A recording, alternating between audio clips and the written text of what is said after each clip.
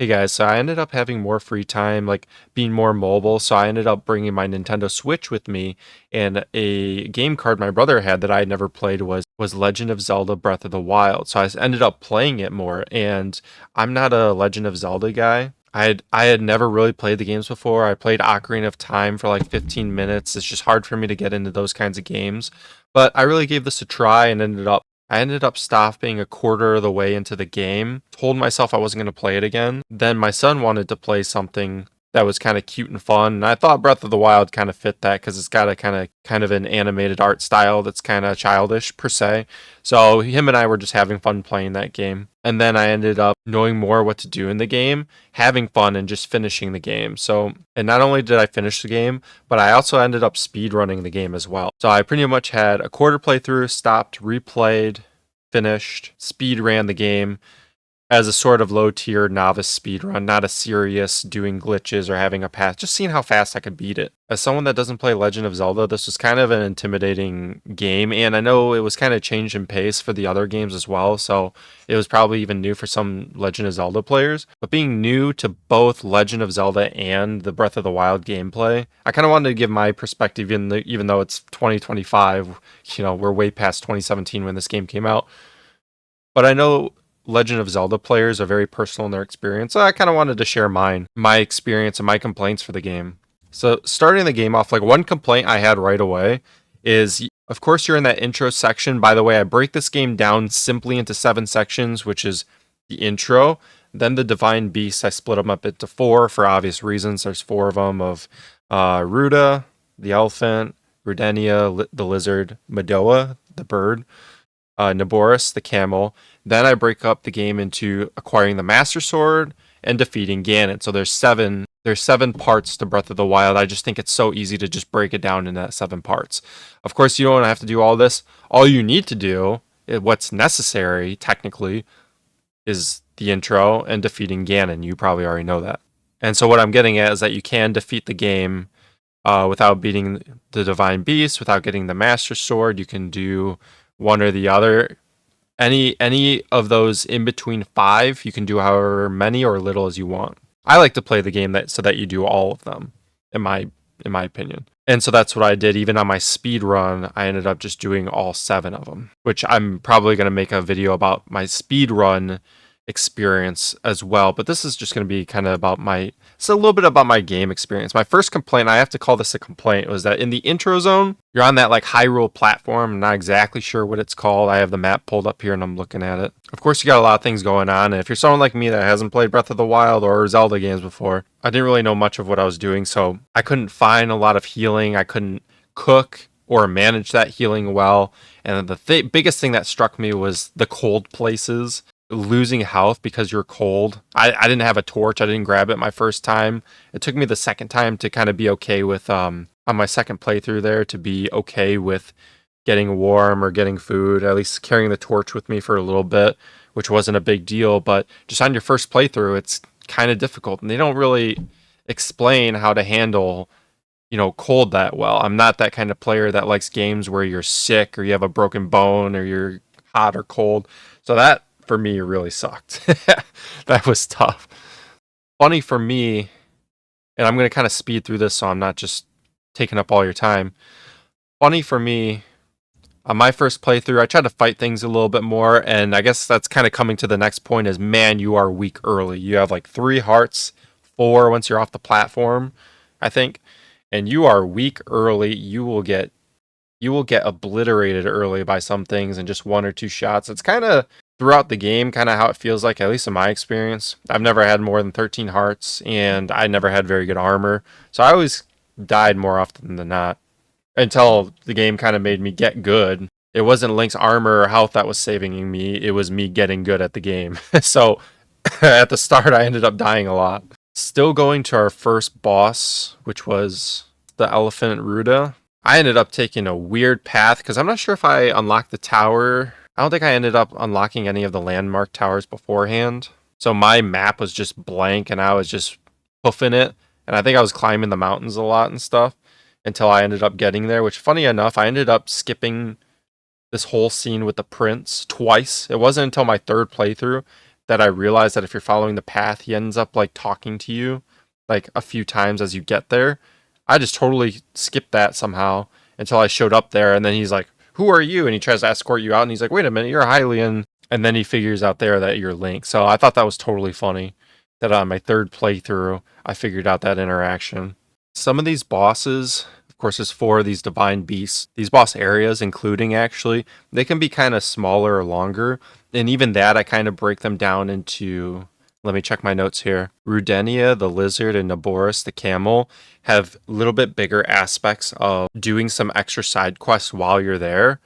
And then Ruda, the elephant, and Medoa, the bird, once you get there, their side quest to get to the boss is very quick. And in my opinion, the boss, Medoa, the bird, it's so far away on the map that getting there is part of just the quests for the divine beast. It's just getting there because it's so far away.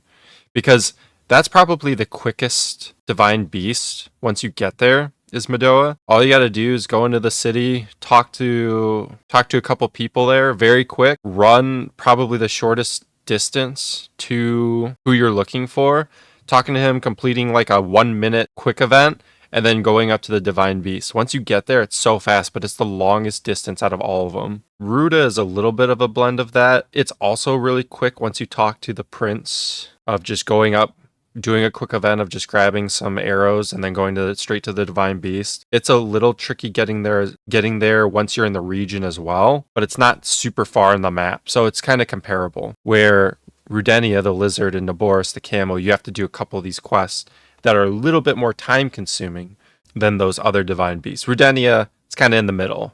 There's one extra quest, it's not quite as long. The Naboris camel, it's a little longer, but not by much. So they're almost comparable. Definitely Ruda the elephant and Medoa the bird are the shortest in my opinion once you're there. I ended up on my first playthrough messing around with that. I think the enemy's called a Lionel. Let me look that up real quick. Yeah, immediately when I look it up, I can see it. I struggle on passing on enemies. Whenever there's an enemy, I really want to fight them, but it's obvious that you shouldn't be fighting this enemy right away. That this is kind of an enemy that you should be kind of coming back to. Maybe if you're really good, you can beat them, which I'm really good. So not on my first game, but on my second game, I think I was ready and ended up beating the Lionel. I think my strategy for beating it was doing the backflip and rush attack, which then just recently I watched someone say that's not the best way to beat them. The best way to beat them, apparently you can ride them on their back and attack them and not have durability loss, which is funny they mentioned that because I had all these weak weapons. You know, of course, not even defeating any of the divine beasts. I literally just started the game with like 4 hearts. So you got to go hitless pretty much. I ended up breaking every single one of my weapons trying to defeat the Lionel, followed by, using my bow and arrow, headshotting it, beating on it. And then after losing all my weapons, luckily I did enough damage where it only needed like 5 more arrows and I ended up defeating it. On my second game's playthrough, of course, like I mentioned, I only got quarter way on my first playthrough, so I didn't have too much experience just then yet. I was not used to the buttons, which, speaking of buttons, that's another complaint I have in this game. I guess let me get to that later. I went and defeated Ruda the elephant. Nothing too notable there, really. It's funny enough, on my first quarter playthrough, the exact point I stopped was on that Ruda boss. Not because I couldn't defeat it or anything. There just happens to be something where I ended up returning a switch that had local info on that switch, and so it just wiped it, which is no problem. I totally knew that was going to happen. But I was at that boss and I didn't defeat it. I didn't realize you were going to get a heart container right after, so I kind of wish I knew that because I was bummed that you didn't get so many health, and it just made me not want to play it after being so squishy. But after defeating Rudenia, this was another complaint I had in the game because then I ended up going to the boss, or excuse me, Ruda the elephant. Then I ended up going to the boss Rudenia, and I hate the cold and heat thing. If you have a cold and heat thing, you should make it very simple and not cryptic to battle that. I've never at all in the game on any 3 of my playthroughs have made elixirs or anything. I'm not interested in doing that. Dude, I just want to play the game. And what you're supposed to do for Rudenia, the lizard, is when you're getting up to, let me check the map here, what it's called. I'm seeing it here as Eldin. Isn't it like Death Mountain or something like that? Yeah, really, it's called Death Mountain. When you start getting up there, it becomes really hot. And you cannot be up there in the cold you'll die slowly, but in the hot, very hot, near the volcano, you die like this. You die super fast. You cannot just eat health and just stay alive. And what you're supposed to do is as you're coming up, if you're following the path, which I didn't do on that second playthrough where I was actually playing the game, I ended up going to the tower first, which was good because just before that tower is when you start hitting the heat. If you're not following the path, if you straight shot it, you can actually get to that tower without dying from the heat. I ended up getting that tower, and I just so happened to follow the path and get the shrine that was before that path. So why is that lucky for me is because there's a village there and there's someone that will sell fire elixirs. I had to look this all up because I'm like, man, what do?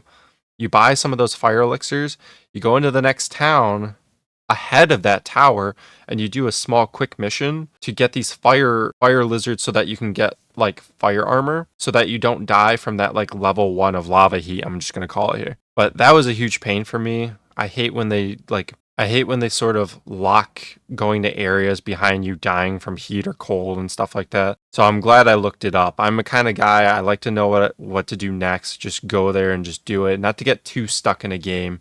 Like that's something totally you could have missed, in my opinion. So that's why for me, I didn't know what to do. Got a little stuck. I ended up looking it up, just moved on. But doing that quest, I almost didn't get enough lizards. Like, if you do not capture the lizards right then and there, they are gone. And I don't know if you got to wait till the next day or what. But I got lucky. I found one more when I was at 9. Ended up getting that. Then there was conflicting information online about needing all 3 pieces. Then I heard something that you need 2 pieces. So I ended up selling like everything so that I could afford a second piece. You can buy this armor in town if you don't do the quest. So I ended up getting a second piece, and I was like, dude, if I need a third, I'll just teleport back in town and grab the third. Lucky enough, at least from what I've seen, you only need 2 pieces. You don't need all 3 to stay in that town and to do the stuff that you need to do without like taking damage and dying and stuff. So that was kind of another thing I encountered, just kind of going through the stuff, just playing the game. The little sneaking mission with the Goron that you have was kind of annoying, only mostly because I think at some point you're supposed to destroy those drones, and I didn't know that you could even do that because I think I shot one with an arrow and it did absolutely nothing. You have to either like blow it up with a bomb or drop a rock on top of them. So that's kind of something that you need to know. Otherwise, you're not going to proceed. So again, had to look that up. Then Rudenia, I think, was pretty straightforward. I didn't realize that the boss, you had to have him suck in the bombs for him to explode. I guess that's kind of a user error because I thought that was kind of dumb, but kind of makes sense. I don't know, just the way they suck stuff in, they don't make it obvious that they're going to suck the bombs in my opinion. So, yep, then defeated Rudenia. So then for me personally, which one did I do next? I did the camel Naboris next. You can do these in any order you want, which I think Naboris is the hardest one. And let me tell you why. So again, you're in another situation where you get back into needing an outfit to do what you need to do, which is needing the Gerudo outfit. So again, get back into not knowing where to get this outfit from. You can't get into town, so I just had to look it up. And this person that you need is standing on top of the previous town of where you need to be, one town over, on top of like these rocks after you go to town and talk to some guy that mentions someone snuck in. I don't know if there's like bigger hints on where to find this person just in game, but again, I just want to kind of keep moving through the game, so I ended up looking it up.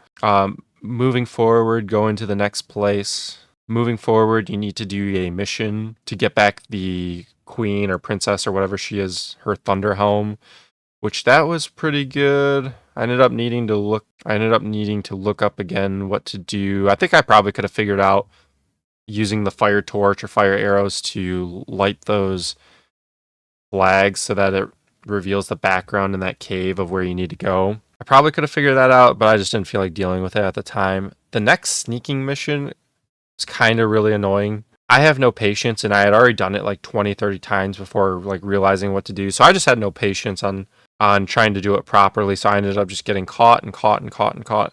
The easiest way to do it, the first 2 enemies are super simple. You can just sneak up behind them and defeat them. Even the second one that's standing there in front of the door, if you stay to the left and all the way to the left, you can actually just go up and sneak attack him right away. You don't need to do anything special for that second enemy. And then the rest is super simple. If you go straight to the wall, climb up the stairs, you find a whole bunch of bananas, like 15 of them. Grab all the bananas that lure them away from their post. And then what I do, this is a secret thing that I do. Maybe someone else doesn't knows this or does this as well. Stay on that second floor, go out to the portion, the patio where you're looking out, and you can actually climb that very side like window post and climb all the way out and around those walls and get to the second floor out from under there, so you don't need to touch the floor at all. Then there's a part where a tarp is kind of over the last guard where you need to go into. A tarp is over in front of him, and that's kind of a key in my opinion. It's kind of a standout flag that you need to stand there and drop bananas, and you can drop like a lot of those bananas to the left, and then when you're ready, drop one in the front, and it'll kind of distract him the whole time as you're sneaking in, and then just be careful for the guard on the right that goes back and forth. Just make sure he doesn't see you. If you drop enough bananas, that guy's going to be distracted long enough that it'll be no problem for the guy on the right to just let him walk away and then to continue on. Then you get to the final area, realize that Thunderhelm isn't there. You see chests in the ground. This was great, by the way. See chests in the ground, so you pull them up, and then you notice the wall on the right you can affect with your magnet pull special ability. So you go out there, fight that boss. That boss was genius, by the way. He's hilarious. Love that. And then go back to the lady with the thunder helm. And then this part was super annoying. Doing that part where you're on the mount with the sand walrus. I don't even know what the heck you call that thing. And she does not stick to you well. It's like she wants you to be with her, but she's actually following you, but just very poorly. And she does not do it very well. And if you can speed up so that you're closer to the camel, but then she's like really far back. You might not be in the area, but then if you slow down really far, then she's really far ahead. Her pacing is not good. So my whole thing is when you're doing that part and the electricity is about to go off and you're going to get zapped, make sure you're in her circle for that moment. And then once it zaps, you can speed up or whatever and try to hit the camel's feet with your bomb arrows so that you can move to the next area. And when you do that as fast as you can, and then get back in her safe zone really quick. And then if it explodes, just full whatever bow you have, get the best bow you have, and just start blasting those camels' feet, because you do not want to be in that for too long, because you will lose in that. Then after that, the camels labyrinth was like the hardest. I had to look up nearly the whole thing. I couldn't even find where the map part was, which is sad to say, because it's once you get to the second floor, it's all the way at the end. But I guess I just kept not looking at that wall and just kept getting confused. But yeah, that labyrinth was really hard. Followed by the hardest, Ganon Blight, was really hard. And gosh, I looked up this video on how to beat him, and the video is very bad. I almost want to find it to say who it was, because I cannot believe he makes a tutorial on how to beat him. Let me see if I can find it really quick. Okay, so I clicked on the shortest one, which is maybe the biggest mistake. Okay, so I clicked on the shortest video, which might have been the biggest problem. But the way this guy's explains it is he's like, oh, you just take out your shield and you just got to parry his quick attack. Attack you in the first ways with this rush attack. If you backflip at the right time, you can engage the Fury Rush, fast rush attack. If you take out your shield and deflect his attack, you'll be able to stun him and deliver more damage to him. It's a little easier said than done if you're not exactly prime with the shielding attack. And then he talks about how you need to drop the pillar. He's like, oh yeah, you need to pick up the pillar and drop it on its head. Run up to him and use magnesis to pick up the closest pillar next to him and then drop it on his head, which is going to force him to fall out of the sky, where I can deliver more damage to him. So I kept like taking the pillar and trying to drop it on its head, and it wasn't doing anything. I was getting really frustrated. So this guy's whole like explanation on how to defeat the boss was absolutely useless. This guy's name is Hyrule Dude. I'm going to call it out because I don't know. This was a terrible strategy for like newer players. And it's not dropping the pillar on his head. It's taking the pillar, and when the electric charge goes off, it electrocutes the blight so that you're able to attack it. It's not dropping the pillar on its head. I don't know why he said that. I ended up having a better strategy. This was like a foolproof strategy I had, and this is the kind of strategy I was looking for about this, is that when you're fighting the Thunder Blight, what you can do is when he does that quick attack, even easier than what he said, is you just dodge it backwards. It gives a wider window You don't even need to perfectly dodge it so that you get the rush. You don't need to do that. If you dodge it backwards, you're going to go attack him with your pole armor sword. It's not recommended with a two-handed. You break his shield. You do another hit. It knocks him back. Run up as quick as you can. Try to attack him. And then what he does is once his shield is broken, he raises up and he throws that electricity. Well, what you can do is he actually can't hit you with the electricity below him, his electricity attack.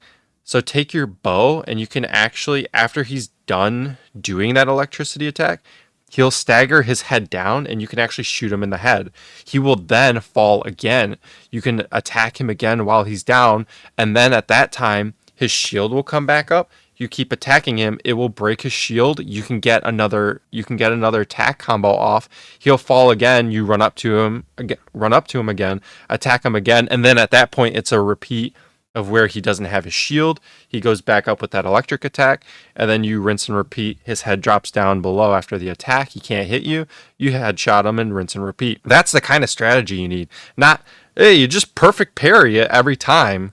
Dude, no new character is going to perfect parry every attack. No new player. So I mean, yeah, if you could perfect parry, it's like that's the perfect tutorial for the whole game. It's like, yeah, just perfect parry every attack in the game. No big deal. You can't do that. You got to make this a little easier for someone. So that's the best way I can do it. And like I said, when you do the pillars, run away, make sure you're safe, and then keep track of what pillar lands last. Once you're safe, try to grab that pillar and put it on the blight so that it electrocutes him. That's the best strategy. But yeah, I just thought it was funny that this Hyrule dude making this tutorial, saying it's the easiest way is to just perfect parry every attack. Yeah, of course that's the easiest way if you can do it. Not everyone can do it. He doesn't even give it a strategy like I did. That's a repeatable thing. Anyone should be able to do the strategy I just said. And it possibly works better than this because you're not actually reacting to his attack. Once you break his shield, you're actually like in an infinite combo if you can do it properly offensively. You're not needing to rely anything on defense. Yeah, dude, if you want to make a tutorial on every enemy on the game of how the easiest way to beat every enemy is just perfect parry them. Yeah, that's an easy tutorial. Go ahead and do it, but that's not the easiest way to perfect parry everything. So yeah, ended up beating Thunderblight Ganon off of Naboris. And then I was left with the last divine beast, which is the Madoa bird, which Madoa was, I hope I'm pronouncing that right, was my favorite divine beast in like every sense, just because it was so straightforward. There were no like quests where you had to do anything weird. You do a little event that's super easy once you're there. And then not only that, but I felt like Madoa, the labyrinth they had was like the perfect difficulty of like figuring everything out. It was a little on the simpler end, but that's what I like. You're not stuck too much on one thing. And I did actually get stuck for a couple things, but after running around and trying to figure it out for a moment, your natural curiosity figured out everything on that labyrinth. I got stuck trying to figure out where the last two terminals were on the labyrinth. I thought they were inside the wings at the very ends. So I thought, man, maybe you got to go up to the top and they're there and you can go down. Well, one of the things where I was just messing around, I fell down and I noticed that those terminals were actually on the outside at the bottom. So my natural curiosity of just running around trying to figure it out was able to figure it out, even including in death, even in failure. So I thought Madoa was, a good one, as well as just the boss fight as well. I felt was it's kind of simple, but I don't know, it's kind of sweet at the same time. So it wasn't like the Nidoboris boss fight where once you get into second phase, you got to figure out the stupid pillar electricity thing, as well as the Thunder Blight doing just a ton of damage. Like that thing will one shot you. Luckily, with my strategy, once you hit it once, you can infinite it. It didn't matter. So on my third playthrough, I don't think I was defeated by it. I think I got it on my first try. I don't think it hit me. I got lucky on the second phase, but yeah, once he missed on the second phase, I just infinited him. There wasn't too much to note on Madoa, besides that getting there was difficult, or rather long, wasn't difficult. And once you get there, I liked it. It was just simple, straightforward. Then step 6, like I had mentioned, is getting the Master Sword, which I had to look up. I was like, hey, is the Master Sword in the game? And then I realized that it's kind of a bigger thing getting the Master Sword, which I got to talk about. That is that I loved how you get the Master Sword. I like how it's north of the Hyrule Castle, the Lost Woods, as you like get the tower that's above Hyrule Castle, north of it, if you will. You just see like all these woods, and you follow this path, and you can see overhead on the map all the trees and everything. You go into the forest, and it has this awesome music playing. It gets all foggy, and if you go too far in the Lost Woods, you have to restart. But you notice right away you're seeing some torches. You follow the torches. It becomes very apparent quickly that that's the goal, is to follow these torches in a certain way. I ended up getting lucky. There's a part where you get the two torches, and you gotta hoof it using your own torch to get to the rest of the way. I got lucky where I went like left and straight is like pretty much most of the way. And then I had noticed on the map that there's two like rocks that you have to go in between. And I was like, I noticed you can't go straight because it was started to like cover you in fog. So I ended up running back, and I'm like, well, where are you supposed to go? I'm like, I wonder if you're just supposed to just run in between those two rocks on the map. And so I went to the right and just ran in between the rocks. And sure enough, I didn't even need the torch. I figured it out on my own at the very end, that last turn.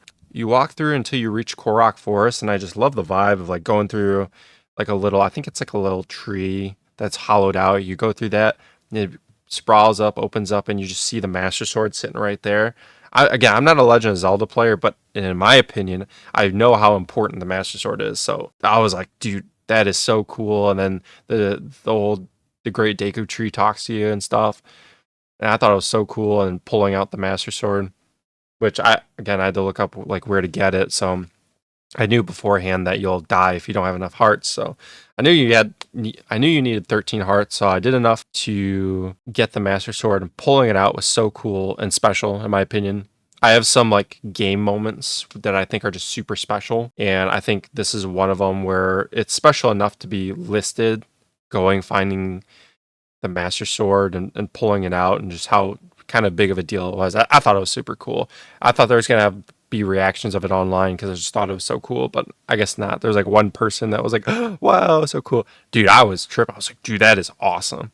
So I thought it was kind of a special moment in gaming. And then after that, on this playthrough, like I said, the first one, kind of my first impression, going to the Hyrule Castle. Going to the Hyrule Castle was kind of cool, and I like how it's treated as almost like a divine beast, where you have like the map at the bottom right corner where it's almost like an instance. All these divine beasts are like instances where they're kind of separated from the world, and you even have a button to leave the area as if it's in like an instance, like a dungeon or something.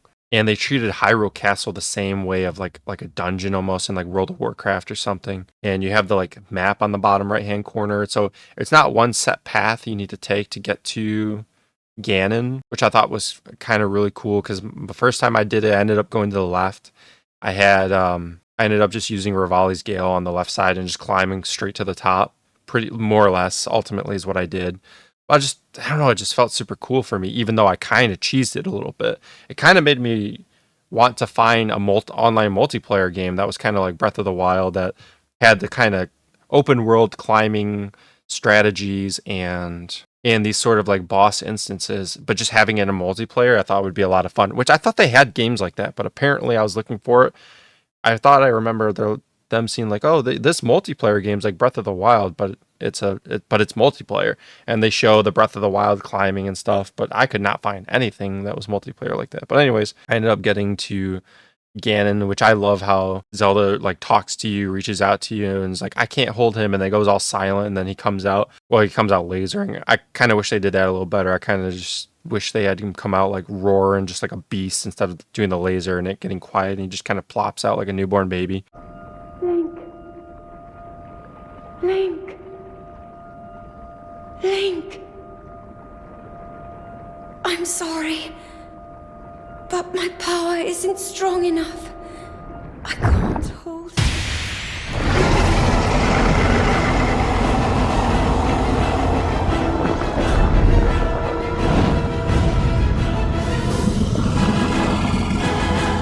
So they almost had me there. If you just kind of like I can't hold him. It goes quiet, and then him just like explode, like roar, coming out like a madman. Dude, I would have like lost my stuffing, but it was still cool how they did it. Of course, I had all 4 divine beasts, so they ended up firing on him. I cannot get over how the what's his name, Rivali's Gale. So is his name Rivali? He reminds me of Falco from Star Fox. So he's like the first one to pop up too. So I just immediately think of Star Fox when I see him. The Ganon fight ended up being pretty cool. It was a little tough for me, and I didn't have a lot of healing, so I kind of had to rely on Mipha's Grace because I didn't have a lot of healing, and essentially just getting good and just defeating Ganon straight up.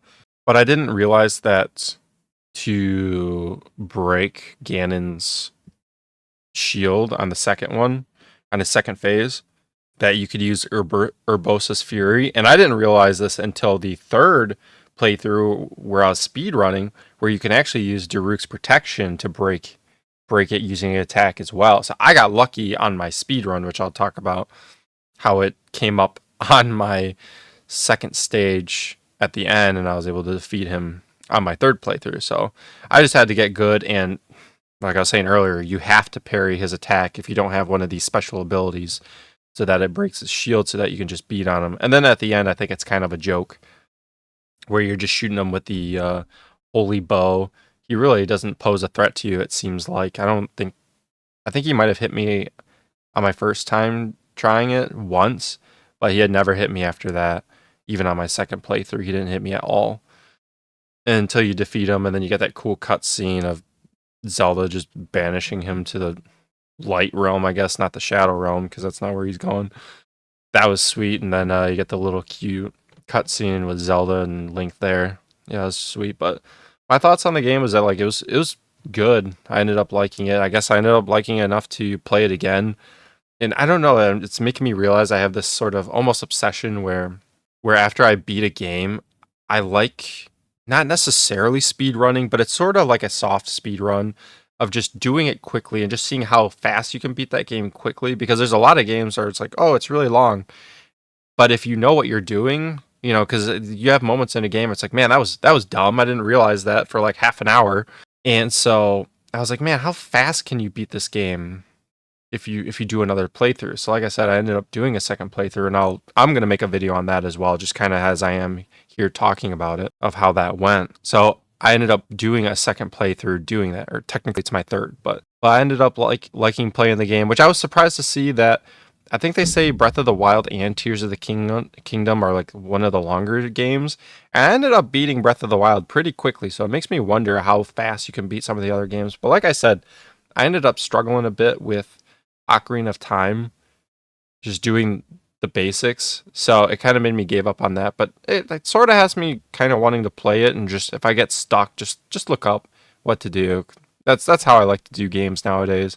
I don't want to be too like not knowing what to do where I'm stuck there for half an hour or going completely to the wrong place. I just want to kind of move forward a little bit. If I can't get something, kind of shove me in the right direction of knowing what to do, what to look for. But or in this case, I just have to look up. I wanted to kind of keep on pace with what I was doing, but a complaint I was talking about way earlier was that the buttons are kind of atrocious in the game. They are kind of awful, and learning them's hard because I feel like it's not much like other games. Maybe, and I don't even think it's like other Zelda games. You can correct me on that if I'm wrong. But having the and I know the combat is sort of like this, where I think you can have two-handed weapons. You put it away, and your shield comes out. That's kind of Legend of Zelda stuff. I can't like complain about it there. That's like the standard combat system. Although I will say I'm not a fan of that. And how they do it, at least from what I've seen, is that when you need to have your shield out from having a two-handed weapon out, you press the run button, I guess, and it kind of puts away your weapon, and then he takes out his shield, and that's just kind of atrocious. So there's aspects of that I don't like, even though I know that it sounds like it's the norm for the game. And then again, if instead of having a two-handed weapon out, if you have your bow out and you let go of your bow, he doesn't go back to his shield immediately. You got to take your shield out again. So again, that's just kind of the Legend of Zelda combat. So I guess you can't fault it too much, but I just really don't like that. But also the button layout, if you think about it, I guess it kind of makes sense. Kind of not really as well, but I wish someone explained to me it in this manner. Is that, let me get a Nintendo controller here. Hold on. Okay, I'm not used to Switch controls. I'm used to either Xbox or PlayStation. It can go either way for me. Usually in like movement controls, like think of Mario, you have your like left button and right button. Essentially, they're kind of angled. So, but even said are like your run and jump. Well, in Breath of the Wild, your X, which is your top button, is your jump, and your B button is your bottom button, is your run. So you think like your left or right button, one of them is going to be your other movement. It's like, nope, that's going to be your attack or your shield parry, which I never used the parry, so it never came. I never even used that button at all in the first place. But then like taking out your weapon is the side button, your left one Y, which is also your attack button too once it's out. And it just feels super confusing. It just feels super confusing that like in other games, some games you lock on, you're automatically shielding or things like that. But it's like, no, you lock on, you need to pull out your shield. Actually, it comes out first. Okay, that's great. But then if you're attacking with your a two-handed weapon, you need to put away that two-handed weapon so that your shield comes out. And then but it's like if you put it away twice with the run button, like you click it twice, then you actually put your shield away. It's like, oh, dude, it's it is such. It's hard to get used to the controls. It's hard to get used to the combat. So them together, I did not get it and understand it until after the end of my first run, which is other games I've done that too, like the Star Wars game, I think it's called Fallen Jedi Order, was the same thing. I didn't pick up the buttons until the very, very end, so it made me feel like doing a second playthrough so that I felt strong or like, knew how to play the game on a second playthrough. So yeah, that was a kind of a complaint I had, is just like the movement, and as well as the other buttons too. You have your, gosh, I don't know what you call these, up, down, left, right on your left gamepad. Kind of makes sense though that each one is, well, down is your whistle, which is like, okay, but then your left and right is your either weapon and shield or your bow and arrow. But that can be kind of troublesome too, because it's whatever one's out. But sometimes you have your bow out, but you don't want to be doing your bow, you want to do your weapon, so you got to get your weapon out. Or the other thing is actually, if your bow breaks and you can't take your bow out and holding onto it, change it because it's broken. So you have to hold your right trigger button to be able to get the bow out, where most other times when it's out already, you'll be changing the bow. So it's kind of confusing and just things that you're going to have to get used to after playing the game. Again, it takes a full game of like 40 hours to get used to it. But I just kind of had to ramble about that a little bit. But besides that, I loved it. If anyone has the name of like a multiplayer Breath of the Wild, I would love to play it. Besides that, I guess I'm about to play Tears of the Kingdom. Although I think I heard that it's not like the same thing with the Divine Beast where you could go and attack Ganon whenever you want, which I guess doesn't really matter because I wasn't planning on attacking Ganon beforehand anyways. But something about that freedom makes me like the game mentally a little bit better. And plus, I heard Tears of the Kingdom is longer than Breath of the Wild. And Breath of the Wild, which again, what I've heard is already one of the longer games in the series. So I'm like a little nervous about playing Tears of the Kingdom, but we'll see. And I heard, at least from some people, that they don't like Tears of the Kingdom as much as Breath of the Wild. So it's kind of two negatives in my opinion, but we'll see how I like it. But yeah, anyways, if you watch this video through, let me know your thoughts on Breath of the Wild, since you heard me say my thoughts the whole time, and you probably want to get your thoughts out there too. And I'd love to hear kind of what you think. Is this one of the better games in the series? Is it one of the worst games in the series? Did you like the game? You didn't like the game? You like Tears of the Kingdom better? Do you know the multiplayer Breath of the Wild, what I'm talking about? I'd be curious to hear your opinion and your thoughts. So yeah, let me know if you ended up watching this, what you kind of think. And I got to start doing a video on how my speed run went. So yeah, stay tuned for that. I'll catch you guys on the next one.